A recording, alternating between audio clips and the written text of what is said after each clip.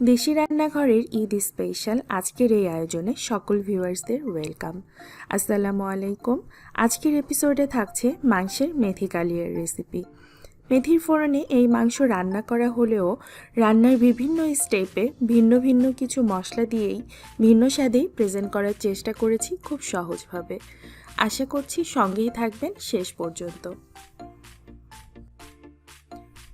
এই রান্না করার জন্য গরু, খাসি কিংবা ল্যাম্ব যে কোনো ধরনের মাংসই নেওয়া যেতে পারে।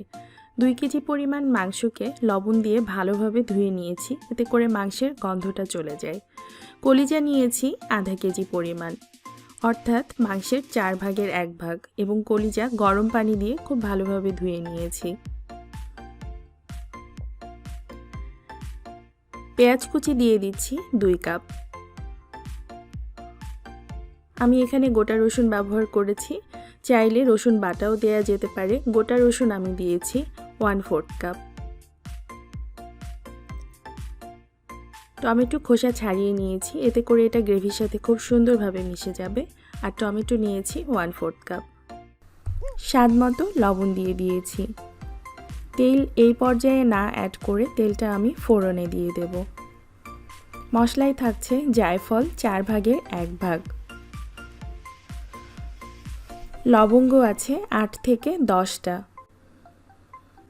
গোলমরিচ নিয়েছি 1/4 টিস্পুন, আদা বাটা আছে 2 টেবিল চামচ, হলুদ গুঁড়ো নিয়েছি 1 টেবিল চামচ। হলুদ রং বুঝে দিয়ে দিতে হবে। সাদা এলাচ আছে 8টা। 1 ইঞ্চি পরিমাণ ছোট ছোট 4 টুকরা দারচিনি নিয়েছি। ধনিয়া গুঁড়ো আছে 2 চা চামচ।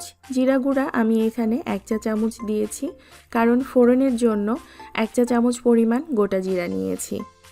আর মেথি আছে 1 চা চামচ পরিমাণ। আর 4-5টা শুকনো মরিচ নিয়েছি, এটাও আমি ফোড়নে দিয়ে দেব। চাইলে এই রান্নায় গুঁড়ো মরিচও ব্যবহার করা যেতে পারে, কিন্তু আমি পুরো রান্নাটা শুকনো মরিচেই করেছি এবং কিছুটা কাশ্মীরি চিলি পরে ব্যবহার করেছি। এখন বাটা মশলা, গুঁড়ো মশলা এবং সব গরম মশলাগুলোকে একসাথে মিশিয়ে নেব। আর এই জায়ফলটাকে গুঁড়ো করে নিয়েছি, আর গুঁড়ো করার পরে এই জায়ফলের পরিমাণ এসেছে আধা চা চামচ। এখন সব উপকরণগুলোকে মাখিয়ে আমি 2 ঘন্টার মতো ম্যারিনেট করে রেখেছি। এখন চলে যাব মশলাটা ফোড়ন দিতে।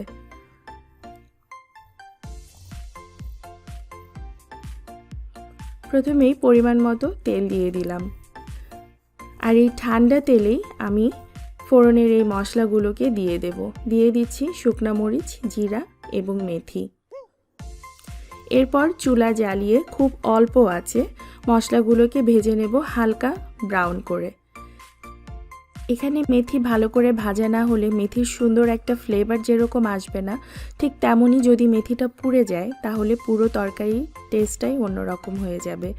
তাই চুলা খুব অল্প আঁচে রেখে একটুখানি সময় নিয়ে হালকা ব্রাউন করে ভেজে নিতে হবে। এখানে জিরা বা শুকনো মরিচের কালারটা কোনো ব্যাপার না, কিন্তু মেথিটা যাতে হালকা ব্রাউন রং আসে সেই দিকটা খেয়াল রাখতে হবে। এখন আমি মাংসগুলোকে অ্যাড করে দিচ্ছি এবং সব উপকরণ ভালোভাবে মিশিয়ে ঢাকনা দিয়ে রান্না করব। এই পর্যায়ে আমি কোনো পানি অ্যাড করিনি, মাংসের পানিতেই মাংসটা সেদ্ধ হবে। মাংস থেকে অনেকটা পানি বের হয়েছে। মাংসের পেঁয়াজ, রসুন সব কিছুই গলে গেছে। অপেক্ষা করব পানিটা আরও কমে আসা পর্যন্ত, এবং পানিটা কমে আসলে ঝাল এবং লবণের পরিমাণটা ব্যালেন্স করে নেব। আমি কিছুটা কাশ্মীরি চিলি ব্যবহার করেছি, এতে করে তরকারি খুব সুন্দর একটা রং আসবে এবং মরিচের পরিমাণটাও ব্যালেন্স হয়ে যাবে। এই অবস্থায় খুব ভালোভাবে মাংসটাকে কষিয়ে নেব, এবং মাংস কষানো হয়ে গেলে যখন পুরো ঝোলটা টেনে গিয়ে মাংস থেকে তেল বের হয়ে আসবে, তখন আমি এখানে আরও 2টো উপকরণ মিশিয়ে দেব। পুরো রান্নাটাই আমি খুব মাঝারি আঁচে করেছি এবং মাংসটাকে কষিয়ে নিয়েছি প্রায় 15 মিনিটের মতো। এখন দিয়ে দিচ্ছি পেঁয়াজ বেরেস্তা, আর পেঁয়াজ বেরেস্তা আমি এখানে দিয়েছি আধা কাপ পরিমাণ। একই সাথে দিয়ে দেব টালা জিরা গুঁড়া। গোটা জিরা টেলে নিয়ে তারপরে গুঁড়ো করে নিয়েছি আর টালা জিরা গুঁড়া দিয়েছি 1 চা চামচ পরিমাণ। এবার আরও 10 মিনিটের মতো এই অল্প আঁচে এই তেলের মধ্যেই মাংসটাকে কষিয়ে নেব। তারপরে পানি অ্যাড করেছি 1.5 কাপ পরিমাণ। এবার হাঁড়ির চারপাশটা ক্লিন করে সব কিছু একসাথে মিশিয়ে ঢাকনা দিয়ে খুব অল্প আঁচে আমি এটাকে চুলায় রেখেছি 20 মিনিট।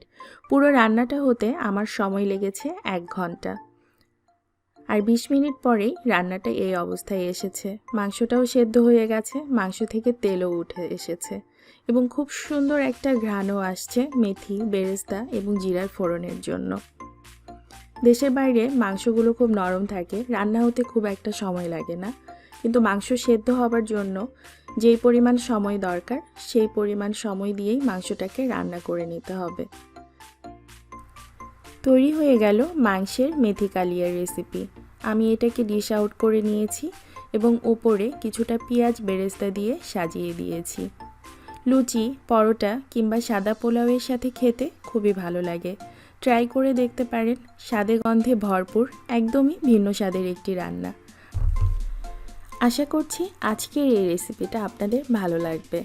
আর সেই সাথে আমাদের এই চ্যানেলটিকে সাবস্ক্রাইব করবেন এবং আমাদের সঙ্গেই থাকবেন প্লিজ। ভালো থাকবেন সবাই, আল্লাহ হাফেজ।